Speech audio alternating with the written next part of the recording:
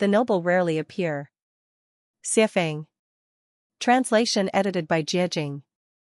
There were 3 strange encounters that made me realize, the noble do not easily reveal themselves. The first one was in March 1994, in the Kiokiol area of Matabeleland North Province in Zimbabwe.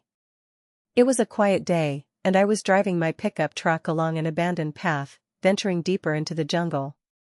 As I reached a small hill, I turned off the engine and was about to get out when I suddenly saw a white deer on the hill. It turned its head and looked at me for just a few seconds before swiftly disappearing into the forest. I quickly got out of the car and chased after it, looking left and right, but I couldn't catch a glimpse of it again. I had asked the local villagers if there were any white deer in the area, and they replied, never seen one. I also asked many colleagues if they had ever seen a white deer, and they responded, nonsense. There are no white deer. The second time was in August 1995, but the specific location is now a fuzzy memory. We were drilling a well by a lush riverbank. It was a cold day when suddenly 3 cranes descended from the sky. Their bodies were gray, with long necks that turned white at the head, topped with red crowns. Their claws were also red. There were 2 larger cranes and 1 smaller crane. They landed about 30 meters away from us. I had seen this type of crane before in 1964 when I was herding sheep near the Yellow River. According to the elders, it is rare to encounter these cranes, and those who do are believed to have good luck and are likely to prosper financially. I have now seen 5 of them but still haven't struck it rich.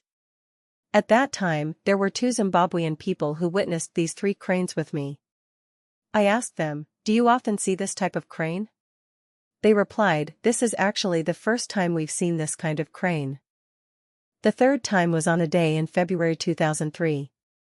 The location was my residence at 46, Pendennis Road, Mount Pleasant, Harare. It was around 6 o'clock in the morning. Having lived in Harare for nearly 8 years, I often observed birds in the early morning. I visited 2 bird parks and had seen dozens of bird species. However, what excited me was that particular morning when I encountered a peculiar bird. It was slightly larger than a sparrow, with a green head, black body, and a red tail. What stood out the most was its tail, which was vividly red and measured approximately 25 centimeters in length.